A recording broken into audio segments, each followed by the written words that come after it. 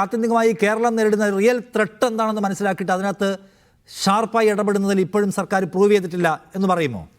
തീർച്ചയായിട്ടും. ഇപ്പോൾ താങ്കൾ പറഞ്ഞ ഈ മോഹൻദാസിൻ്റെ കാര്യത്തിൽ ഒരാളും പരാതി കൊടുത്തില്ല എന്ന് വിചാരിക്കുക. പരാതി കൊടുത്തിട്ട് FIR എന്നൊക്കെയാണല്ലോ പറയുന്നത്.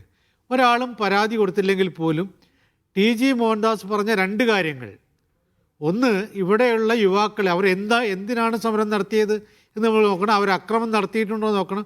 ഇതൊന്നുമില്ലാതെ അങ്ങനെയുള്ള ആളുകളെ മുഴുവൻ വെടിവെച്ച് കൊല്ലണം, എന്നിട്ട് ഈ ശവങ്ങളെ അവരുടെ മൃതദേഹങ്ങളെല്ലാം കൂടി കൂട്ടി ആസ്പത്രിയിൽ കൊണ്ടിടണം എന്നൊക്കെ പറയുന്ന ഒരു വ്യക്തിയെ, രണ്ടാമത്തെ കാര്യം അതിനേക്കാൾ ഭീകരമായിട്ടുള്ള കാര്യം, പെൺകുട്ടികളൊക്കെ ബലാത്സംഗം ചെയ്ത് പറഞ്ഞ ഒരാൾക്ക് എതിരെ ആരും പരാതി നൽകിയില്ല എന്ന് പറഞ്ഞിട്ടല്ലേ പരാതി കിട്ടട്ടെ, സ്റ്റേറ്റ്മെൻറ്റ് കിട്ടട്ടെ എന്ന് പറഞ്ഞിരിക്കേണ്ടതുണ്ടോ?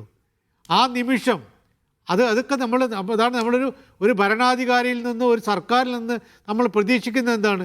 ഇത്രയും ക്രൂരമായ രീതിയിൽ മറ്റൊരാളും പറഞ്ഞിട്ടുണ്ടാവില്ല, അത്ര ഭീകരമാണ്.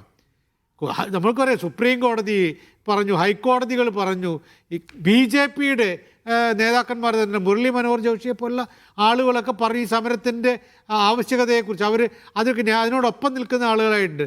എന്നിട്ടാണ് അവിടെ സമരം നടത്തിയിട്ടുള്ള, ന്യായമായ ആവശ്യത്തിന് സമരം നടത്തിയിട്ടുള്ള ആളുകളെ വെടിവെച്ച് കൊന്നിട്ട് അവരെല്ലാം കൂടി മൃതദേഹങ്ങളെല്ലാം കൂടി തൂക്കി ആസ്പത്രിയിൽ കൊണ്ടിടണം, മോർച്ചറിയിൽ കൊണ്ടിടണം എന്നൊക്കെ പറയുന്ന ഒരു രീതി. അതേപോലെ അവിടെ സമരം നടത്തിയ പെൺകുട്ടികളെ ഇതൊക്കെ നമ്മളുടെ രാജ്യത്ത് അങ്ങനെ ഒരാൾ പറഞ്ഞാൽ അടുത്ത നിമിഷം അദ്ദേഹത്തെ എന്ത് ചെയ്യണം? അവിടെ പരാതിയെക്കുറിച്ച് ചിന്തിക്കേണ്ടതില്ല. അപ്പം അത്ര ഭീകരമായ രീതി. അത് പറഞ്ഞ മോഹൻദാസിന് വീണ്ടും വീണ്ടും ന്യായീകരിക്കാൻ അവസരം കൂടി കിട്ടുകയാണ് ഇപ്പോഴും. അദ്ദേഹം ആവർത്തിച്ചുകൊണ്ടിരിക്കുകയാണ് പറഞ്ഞതിൻ്റെ ന്യായീകരണങ്ങൾ.